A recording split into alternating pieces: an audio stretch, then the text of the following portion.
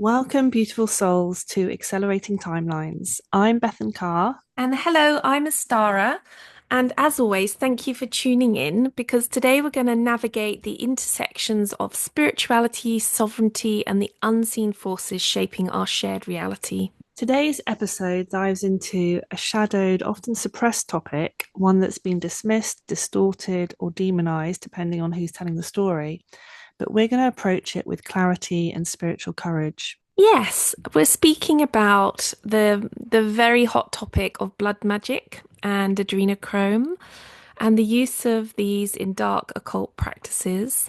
But more importantly, we're going to be decoding how these mechanisms are used to manipulate energy, to affect timelines, and also our collective consciousness. It's a really important topic that we're going to be diving into. There's lots of information about this that you can garner from podcasts, different areas of the internet. Lots of people are looking into this and are extremely concerned about it. And I think we're going to be tuning into areas that probably people haven't heard before because we're going to be channeling and downloading information around this, around some of the things that are happening and continue to happen that don't just impact people kind of far away or happening to other people, but actually ways that certain practices, energy siphoning, the impacts of the occult practices that are using these resources are actually impacting us as a collective and all around us.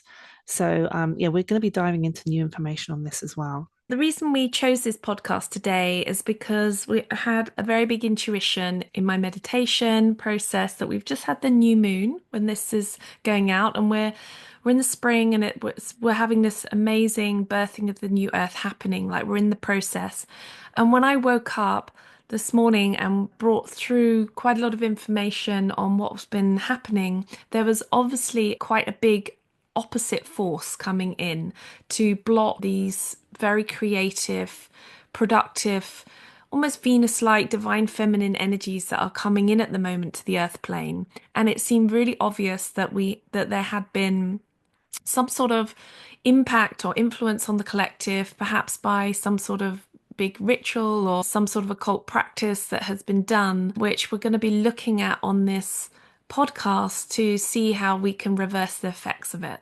So essentially, it's like when you're sensing and feeling that the energy is a bit off in your environment or in your space, and maybe we can talk a bit about how you know that, and then to feel in, well, this isn't just a personal issue. This is happening on a collective vibration as well. Yeah, and we'd been sensing adrenochrome had been coming up in our awareness, and I'd listened to something a few days ago and it kind of brought it back into my awareness. So that combination is drawing us to kind of look at, has there been a bit of a blood ritual over the past few days, and we've been sensing yes. So that's why we wanted to kind of dive into it more and clear whatever's been done to the collective. It definitely feels like choppy energy at the moment, chaotic energy. I was possibly feeling into some type of block of really keeping us in the 3D and kind of blocking us from reaching higher timelines and higher dimensions at the moment. And also sort of feeling into some of the information that was coming out over the weekend. We can talk about that in a little bit more detail, but with the Pope dying, I think there's been quite a lot of red herrings and diversions around that. There's something at play here to, at the very basic level, confuse everybody, and then at higher levels to actually change timelines, to block us from our higher senses, and yeah, kind of the normal stuff that's been going on for quite a while. Yeah, so it's interesting what you said about the bringing things really into the physical realm because we both had that experience, didn't we? We both talked about it. And there is something about when people are using blood and blood magic to that actually begins to distort and pull in energy from the higher realms into the physical realm. And maybe we should start with what blood is so that we have a bit more of an understanding of what we're talking about. It's because blood is like a very special substance. When I tune in and meditate on blood, they're always showing me how blood is like the life force and it's the etheric, the etherization of the blood where our etheric runs through the blood. And obviously, I've been an acupuncturist, so I've always dealt with chi that runs through the blood. Essentially, we're looking at what holds life, like Christ codes and life.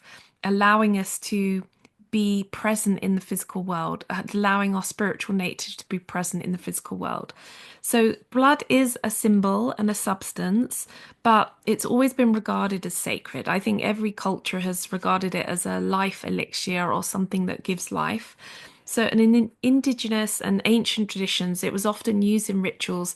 But when I've looked into that and I've investigated that with meditation, I think this was the beginning of the fall when people started using blood magic. Actually, that what they were doing was manipulation. I don't actually agree with blood magic personally, but it is what I'm being shown is a life force that really deeply allows us to have this connection to memory, lineage, and also bringing in frequencies of life. Thank you for that. That's a great understanding and explanation of it. We need to be sort of honoring blood, not just as something physical and life giving and life force, but also the energetic and kind of the blueprint that it holds, connecting us to our ancestors, connecting us to the flow of life. It feels like it kind of connects us to like the central heart, almost central heart of the universe. And I too, I don't agree with any type of blood magic. And just to say, like blood magic can impact us in lots of different ways through food, through drink. It's not just about extracting blood or doing something with blood. It can just be kind of physical spell work that's put on you in different ways that then affects your physical body. These are practices that for many of the population and those that are kind of aware of all these types of things happening are thinking they happen just within these elite groups and these people in the shadows behind closed doors. If you think about how important it is for certain forces on the earth to keep us in a lower timeline, and you can listen to some of our other podcasts where we kind of go into this a little bit, there are groups that it's very important for them to keep Earth on a certain trajectory, that they're not just going to be having their allies or they themselves planted in just in the elite and just in the elite institutions. They're going to be around any light workers, anybody who's raising the vibration of the planet. So these types of practices are happening in and around us, in and around our group, the groups that we're in. And this isn't to kind of cause lots of fear and lots of panic that there's terrible things happening next door or in your local village, but elements of magic and dark occult practices are way more widespread than people realize. And it's a way that beings that haven't got the same type of life force energy or access to it control timelines and control power and resources on the earth. And it's extremely widespread. And the more that you can bring awareness to this and understand it, the more that you can work energetically to ensure that this has no power. And it is being blocked by a huge amount of people on the earth who are aware of it and are continuing to block it all and block their power sources. And I do believe actually now they really haven't got as much foothold on being able to use these practices like they have been in the past. This week has been quite fruitful on this subject, isn't it, really? Firstly, I just want to say here when we talk about putting things in the food, I mean, I had this experience this weekend where someone put something in my food and I'm still trying to clear it from my body. So that is something that looks very, very innocent. You get sucked into kind of eating the food, maybe just being polite. And even though you know it's kind of off and you kind of wonder, why has this person bought me food? So it does go on. And sometimes people imagine that when people are doing magic, maybe they're looking like Gandalf or something, or they're Yeah. going to turn up in a big witchy hat. And it's not actually like that. People can do things for their own reasons and they can be tied into different occult groups and sometimes have soul contracts with, I mean, ETs like Greys, which is what this particular individual was connected to. It's interesting how this can be around us, and it's just about opening up our eyes and just seeing what is actually there. I mean, it's Mm. time that we let the veil drop really and have a more consciousness about what we're experiencing. Yeah, it's almost felt like an untouchable subject, that it creates too much fear. But I just feel like the more truth that we know, the more we can stand in our power. But it's been something that many of us have been observing and powerfully stopping for some time. And just to say, the way these beings work, and they're all around us, and they're trying to control and sabotage any light work we're doing. Sometimes they might just cough or breathe a lot over your food, which again, it makes you feel like, do I have to watch everything? But you just need to use your intuition. If you know somebody is off, their energy's off, maybe they're quite narcissistic, manipulative, they like to control, dominate, either through sometimes superiority, sometimes it's the opposite. They try and make themselves appear very vulnerable, make people feel sorry for them or trauma bond you to them. And they can, yeah, they have to use the physical realm. They have to use black magic and these types of practices because they don't have access to the energetic realms like we do. So yeah, they can be quite sneaky in the way they impact us physically. So they can affect your food. They can just through touch, through giving you things that they've done something to. And it's really about opening our eyes, opening our third eye, and understanding what's happening and blocking it everywhere, not just for ourselves, but for our children, and the way that all of these practices can impact them either directly or indirectly. So it's an extremely important topic, I think. It's important that if it's happening all the time, you've probably had experiences of it if you're a listener and not even known, but then felt a bit ill or a bit off or couldn't understand why your money was affected the next day or so a lot of these things have been going on anyway. And the more we get clued up and have techniques like really moving into the body, feeling in the body, listening to your body, listening to your inner child, listening to how you respond to things, this will actually be all you need to clear yourself, unless there's something a bit more higher level going on, and then you might need some help from a practitioner. But it's just about being very clued up on it,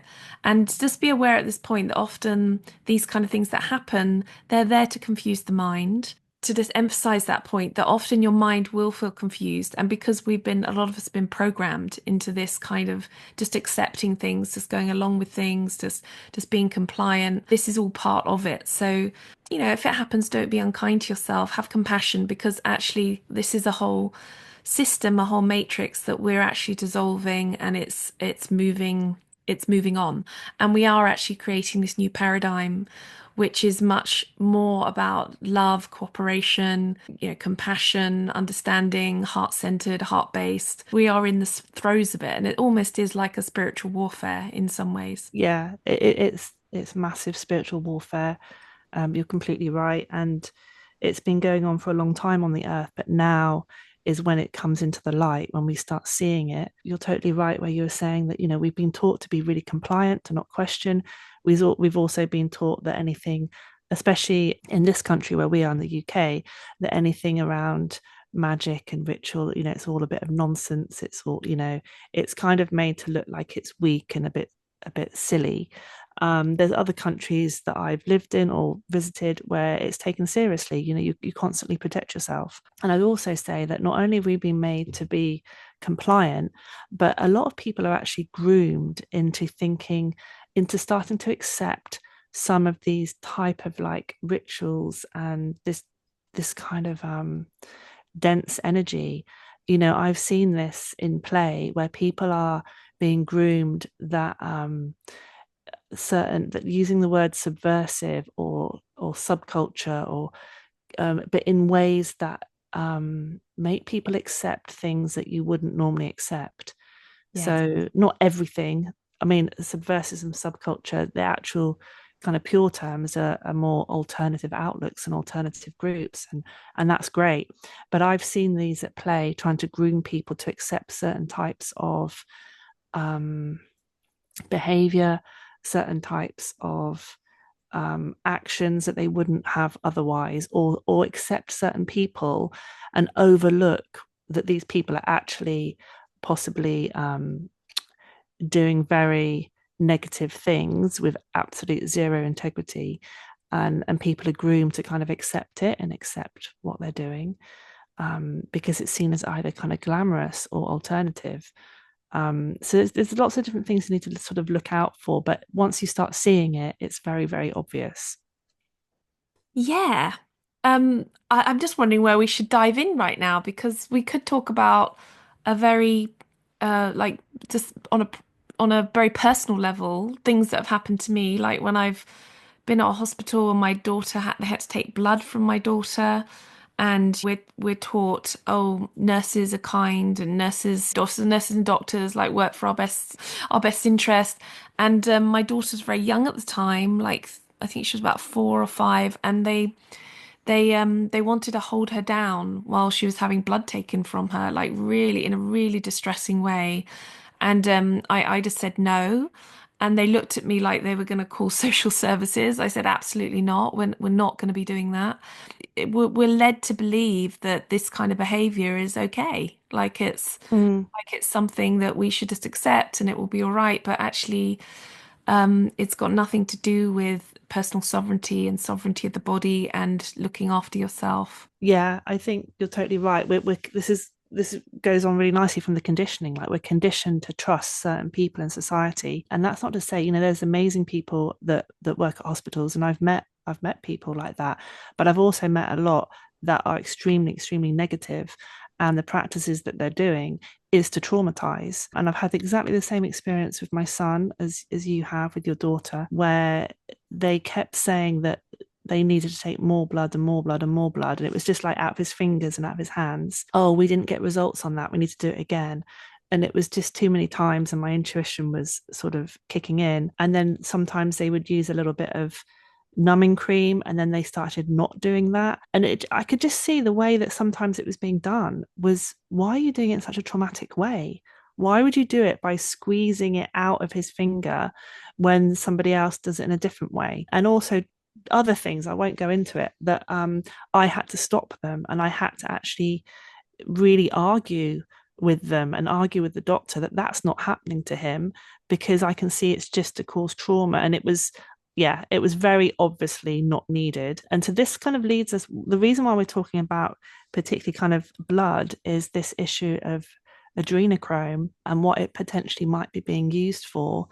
We're going to kind of go into maybe the more energetic metaphysical side, which is kind of control of the astral realm, control of timelines. Potentially, this could be happening on a bigger scale than we've kind of realized. If you look into adrenochrome, it's a terrible subject, terrible trauma that is potentially being created on children. And I actually think it's happening in the way we've just described as well. And I was even tuning into, when I was born, my mum was 10 days in the hospital, and she said it was very relaxing because they took me every night and she didn't see me till the morning.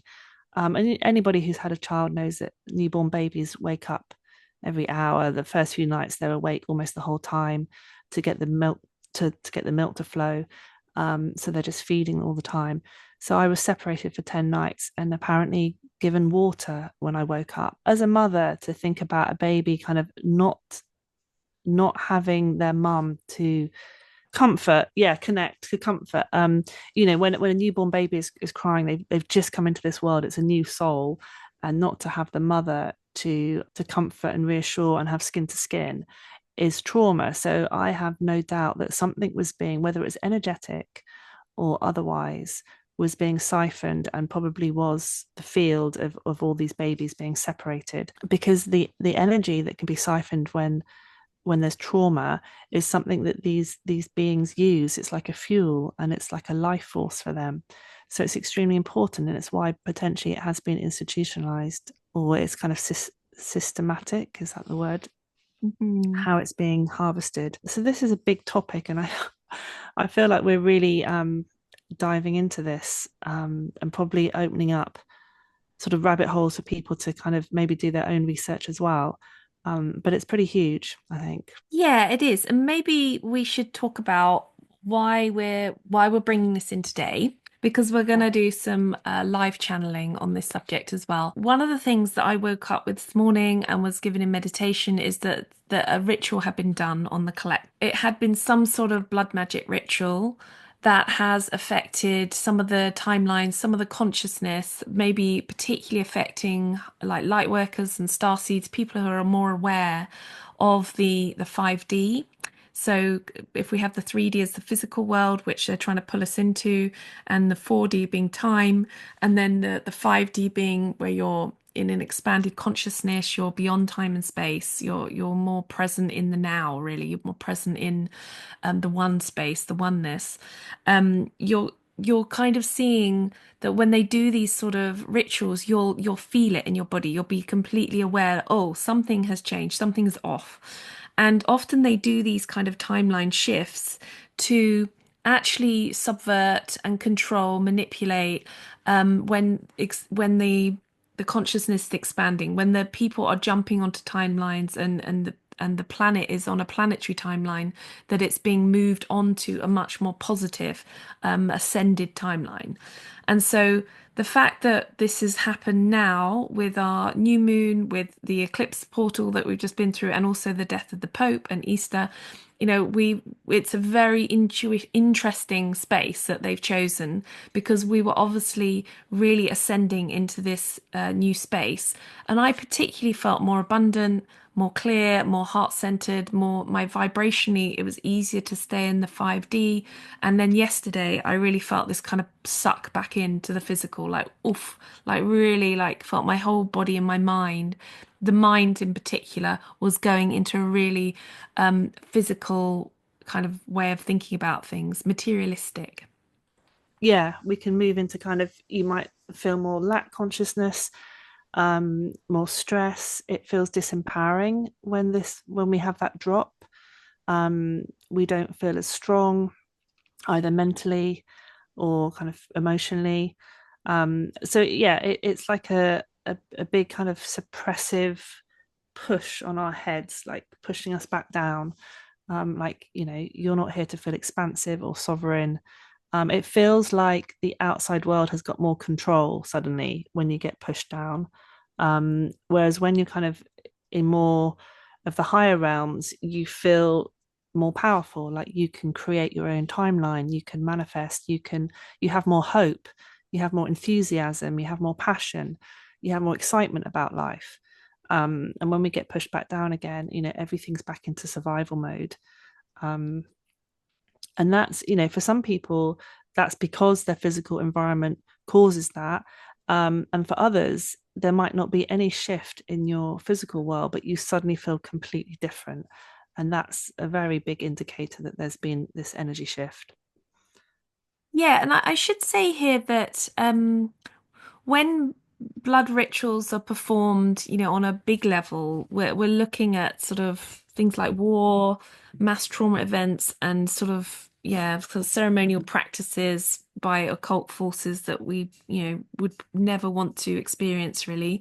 And they can distort these timelines and anchor us into what we would call fear loops. And they keep humanity from ascending into a higher consciousness and keeping us really in karmic cycles, which isn't pleasant. Like everybody knows a karmic loop, a karmic relationship, karmic cycle. It has a kind of icky astral energy to it. It's sort of it takes. It's not a giving creative life force. It's definitely a destructive kind of decomposing kind of energy. So what we're really looking at here is helping us to feel more empowered, to free ourselves of these experiences. And there are a lot of light workers and star seeds who have incarnated now at this time on the planet. A lot of priestesses of old from Atlantis, from Lemuria, a lot of healing energy that has come to actually break these patterns of control and to release these ritualistic control groups that have been working on the planet for a long, long time. There's a lot of us that are here to break this, to break these distortions, but just also to be aware that some of these beings kind of disguise themselves in light, but you always end up feeling it. You can always feel that the energy is a bit off. Because as Star was just saying, what we're moving into is life giving.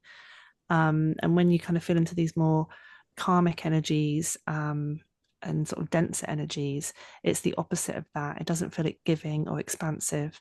It might try and give the impression of that, but there's also always a take, on the other side of it. But maybe we should go into some meditation now and channel through kind of what the collective needs to know, to kind of, or what we can do now to clear what we think has been going on very recently. Yeah, let's do this. So just letting you know, I at home I've set up my space. I've cleared my room with some lovely sage. I've got sage from the garden here, and lit a candle. I've already set up my space as a kind of clearing, healing vibration, and I've called in the angelic council to come work with us as we look at this, what's going on. We've been just downloading more information about what we're dealing with, and then we're going to actually go through some of the clearing process to block what's happened, to transmute, to anchor us back into the higher timeline. Did you want to give a brief explanation, Astara, on what was coming through for you? Yeah, so Um, the first thing I was being shown is that there's been some sort of blood magic ritual done on a quite an important point on the earth, like a portal point on the earth. And usually when we're looking at that, it's some sort of energy site. The way I'm shown the energy sites on the earth is like acupuncture points, like where they can access energy, often energy that goes into the earth, but also connects with the stars and star systems. So they did give me a country, but I'm not going to mention it on air just in case it gets people worried. But so they showed me a country and took me to a place where this a particular ritual had been done or focused on, and it had created a portal. And in that energy, I was seeing like there's quite a dark energy kind of being brought through the portal. And this is where it was then beginning to affect other nodal points on the earth. And I was seeing streams of energy, but also water being affected by this as well. So there was something here which was quite important to begin to stop what was happening, but also clean up and protect what was what are other energy points on the earth. And I had Archangel Michael working with me, and also Archangel Ariel, who was working with the elemental beings, the elemental forces, to help with these other portal points that were being affected. And also the Lioness of God was coming in as well, and she was showing me that about this kind of fierce protection of her space using the Christ codes. Yeah, some powerful allies there as well.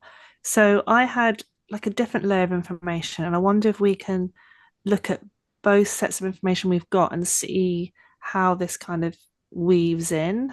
The first bit isn't really, it's kind of a separate bit of information, but just to say, just for clarity, that what I was also getting is when we heard that the Pope had died, many people online were thinking that sometimes we're given information just to confuse people and just to give us the wrong information because it kind of confuses our mental field. So lots of people were saying they thought actually the Pope might have died much earlier, like weeks before, and then it was just announced to Easter. And we were also tuning into that about whether it was announced to kind of bring up this mass trauma that can be harvested, over the Easter and over the new moon, or close to the new moon. I was tuning in yesterday because a video was going around the internet of when his last appearance was, and it showed him to have three hands. So everybody was saying, well, this was AI, and obviously he wasn't alive. He was killed or he died beforehand.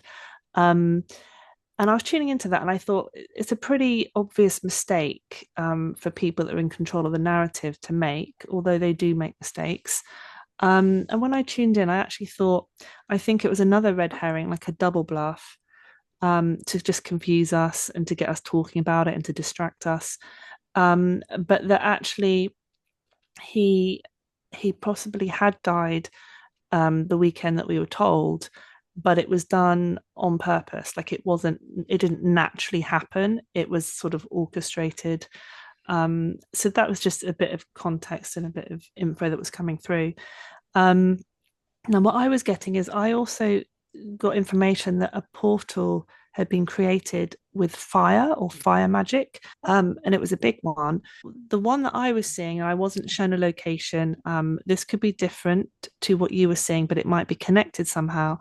is that this fire portal, or this portal created by fire magic, was being used as an escape route. So this was where beings that realized they could no longer hold on to power on the earth were kind of escaping back to where they had originally come from.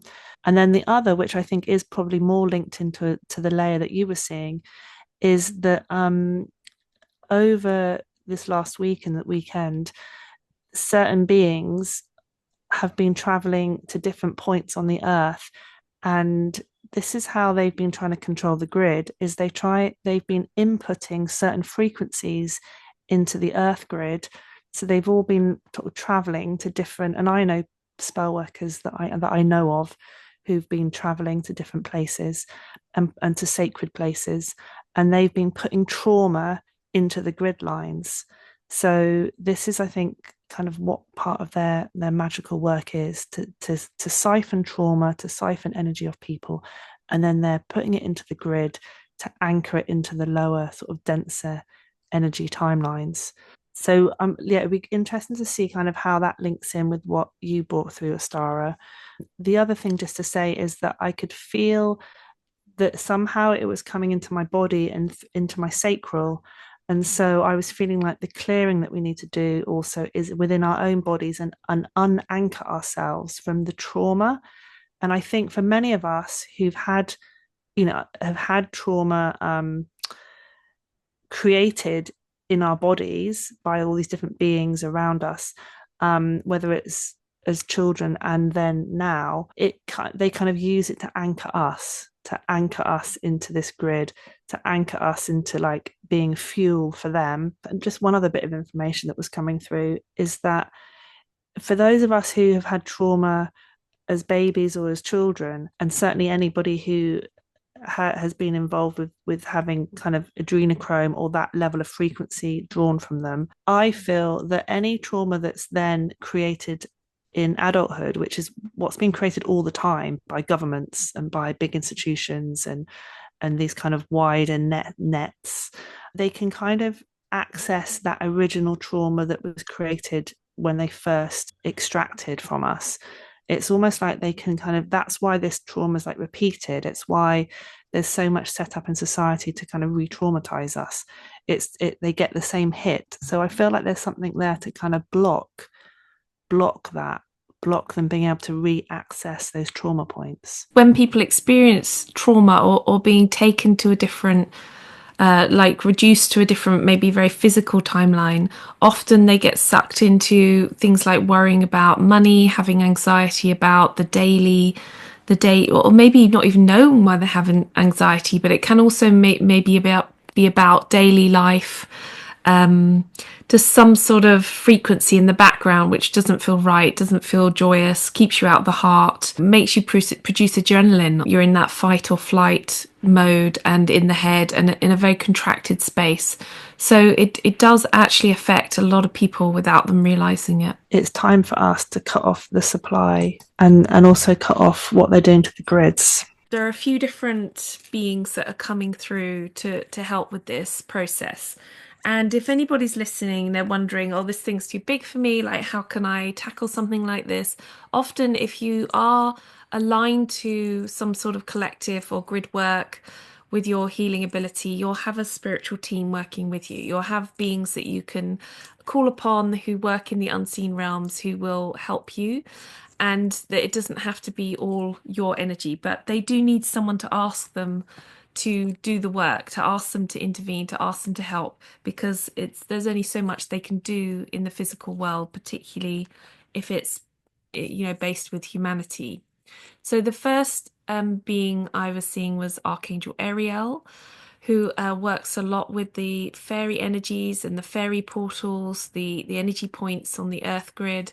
And I saw her coming in with her energy and just protecting the outer layer.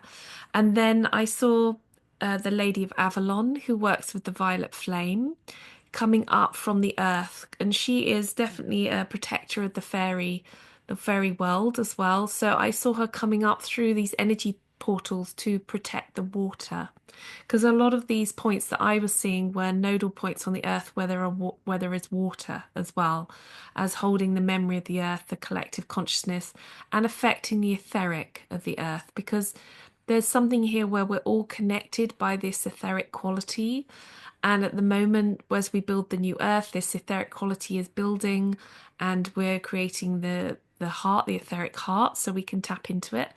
And so they're bringing in this beautiful protective violet flame to clear away any viruses, any disease that may be trying to come through this portal and being placed in the water. It's amazing. Thank you so much, Astara, and to your team. Actually, I can feel some emotion come up in my body as you're doing that.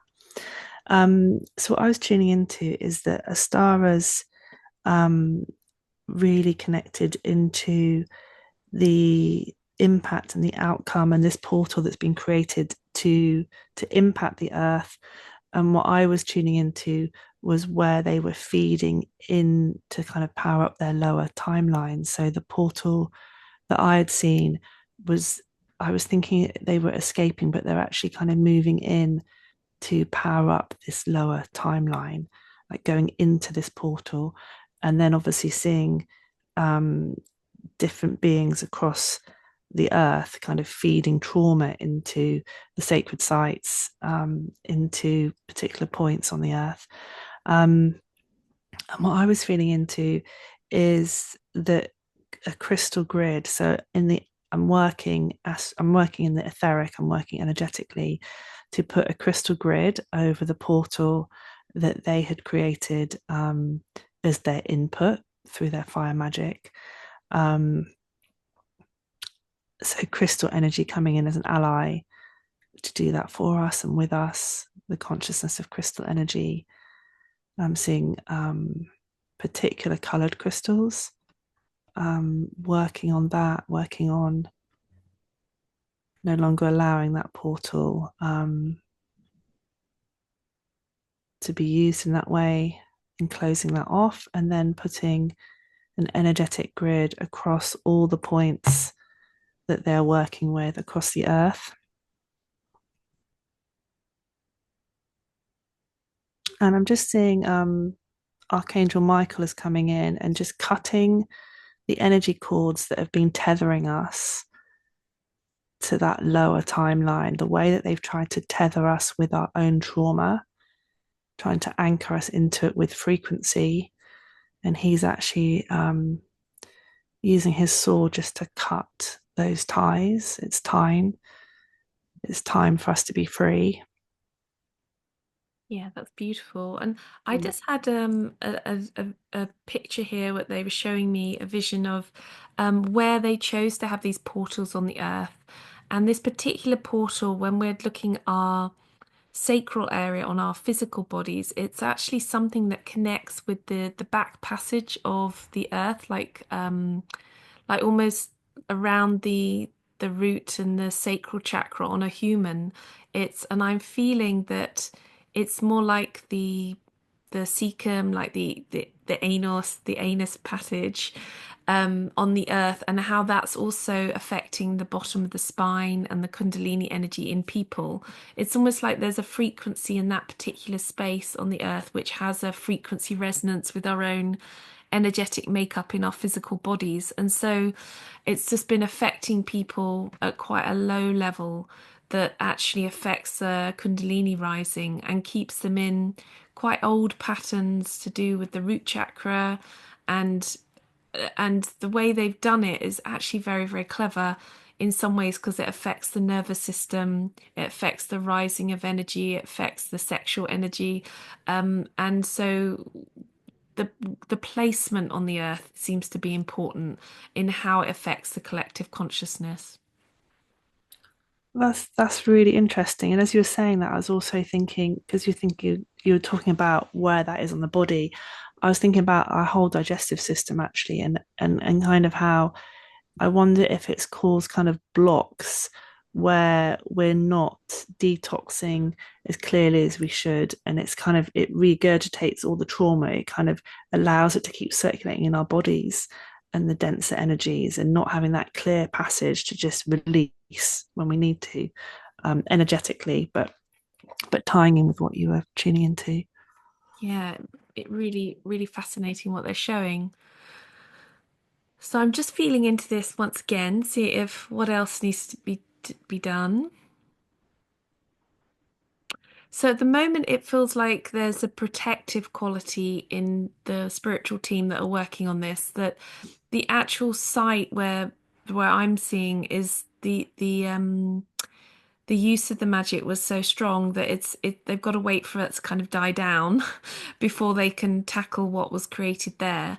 But it's like this effect it's having there's a lot of protection going in, and I'm seeing all these violet spaces on where the Lady of Avalon is being protecting on the planet.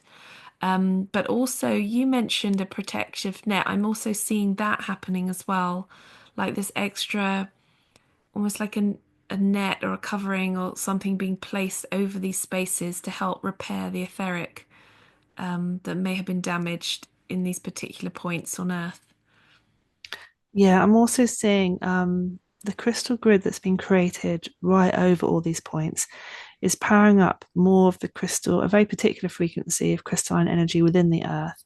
And we can tap into that to kind of power up our own bodies, um, for like extra protection, and to be anchored into the crystalline frequencies rather than these kind of denser, traumatic kind of grid energies. So I'm actually just visualizing it's like a diamond frequency or diamond light coming up through my body, up through my feet, clearing out anything from my body. Like, just, I already feel like the cord is being cut, but it's almost like this crystalline energy just removes anything else that's kind of holding on, that's cording on. I've actually been sensing that a lot in the last few weeks, that there's a lot of energies that try and they're like little mini anchors that keep pulling us down. So I was actually feeling this in a really physical way, when I've been going to dance classes, feeling like my body is being anchored into the ground, making it harder for my muscles to feel light and free. And I can almost see now this crystalline energy is just trying to just untether me from this heaviness. But I think, yes, I think, like you said, this is going to be integrating and processing for maybe a bit of time. I was just asking my guide why this is happening now, like to see if we could get any information on this. And what they were showing me is that the new timelines that were being created and we were moving into were all about the dissolving of the grip of money, and how money has been used to control people on the earth plane and keeping people in survival. And this is particularly why this point on the earth was chosen, and how it affects our root chakra and our sacral chakra, our sense of survival, and the fact that we were all moving to that a majority of people, a lot of light workers were raising the frequency on the earth.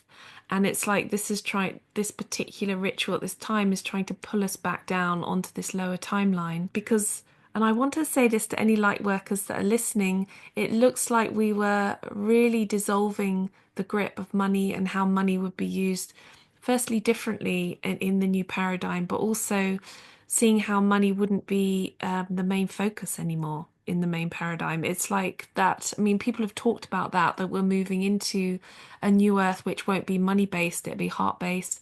And I could really feel the sense of that as we were shifting into it, and also how they've managed to draw us back down in again. It's fascinating.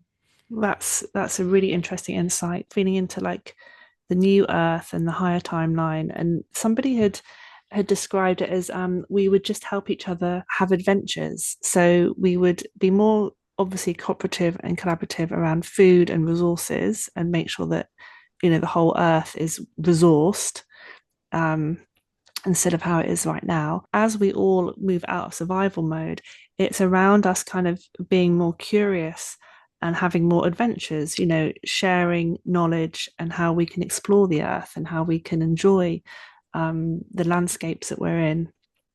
Um, and yeah, so I love what you just brought through, but super impactful that that's what they were trying to trying to move us away from and anchor us back into the old money consciousness.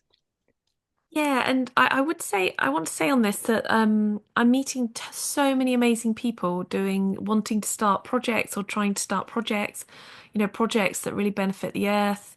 I'm involved in a project around organic food and farming and where people come together and they offer land and then people come and grow their vegetables on the land.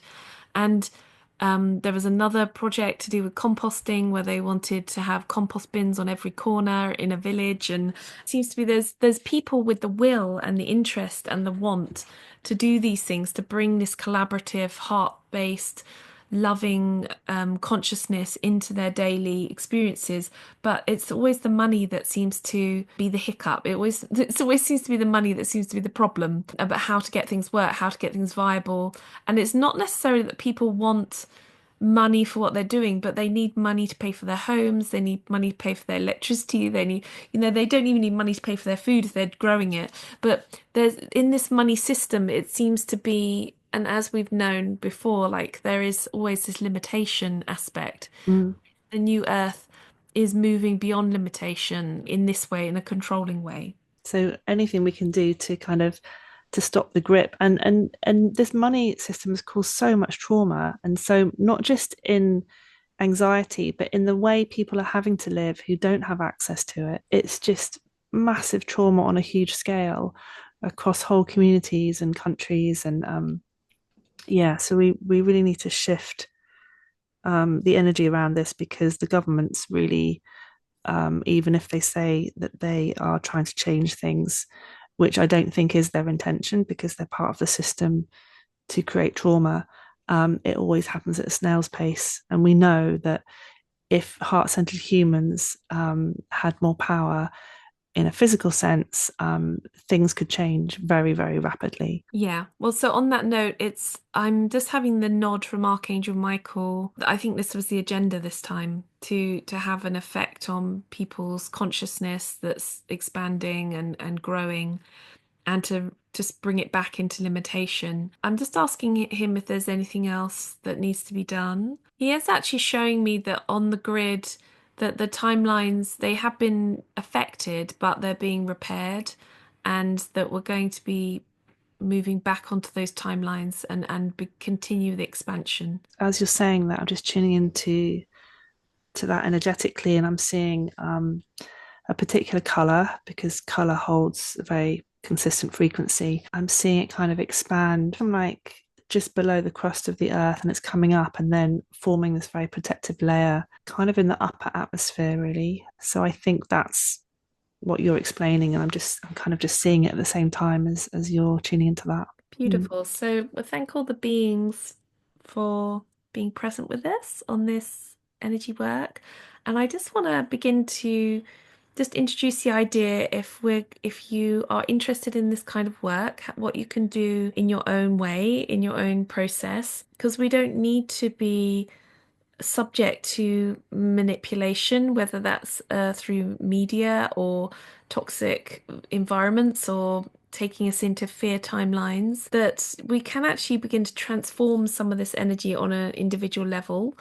And if you feel that you are being affected by any of this energy frequency disturbances, the best thing to do is try and just get really in your body, do some fitness or walking, go for a walk in nature, do some breathing, and bring yourself back into presence in and really in the physical body. It's a really good idea to clean your energy field as well. I always use the violet flame, but there are many techniques clearing your energy field, and give yourself enough rest. Allow yourself to breathe, drink like healthy water from a spring or energized water. Like just affirm your sovereignty in your space and in your being, and that is enough to then begin to work in your own way in influencing these frequencies and not letting them affect you. That's wonderful advice. And I would just add, like, what I've been doing, particularly the last few days, actually, is every time I've been getting into kind of mind loops or fear or lack, and it's causing kind of anxiety, is coming into heart centered breathing. So imagining that I'm breathing in and out of my heart because I think it's when we're kind of in those mind loops that that energy can get siphoned. It's when we're anchored into the lower, denser grids, and just coming back into your heart is a very effective way that I find just in that moment, and trusting that when you do any of these things that Astara was just saying, or doing the heart centered breathing, trust the process, because in the moment you might still feel like heavy, you still might feel the dense energy, you might still feel anxiety, but understand that as soon as you make that intention, okay, I'm going to do something different here. I'm not going to go with the normal mind loop or sitting, numbing myself out from the anxiety. I'm going to do something really constructive and really intentional and really nourishing. And trust the process, that even if you don't feel better in that moment right then, that you have shifted timelines, you have shifted your energy, you have unanchored from whatever density was trying to pull you in. And it will have an impact, if not in that moment, in a few hours' time later that day. So you just must trust the process and trust your intention. Yeah, that's great advice, Beth. I've just been shown by Archangel Michael, just to finish off this podcast, that the whole area is being flooded with white light. I've just seen this huge white light kind of coming in the space, like from high above, coming down into the etheric space on the planet, just to help with this, whatever's been going on. I think we're coming to the end. Thank you for joining us. Thank you for coming, listening, giving your time, helping us to align with truth and compassion. And really, this is about cosmic freedom, that we're getting free of all these shadows and they do not define who we are. Perfectly said. Thank you. Thank you for walking this path with us. And until next time, we'll see you on Accelerating Timelines on the next pod. And be well, be wise, and keep shining your light. Yeah. Thank you, everybody. Goodbye.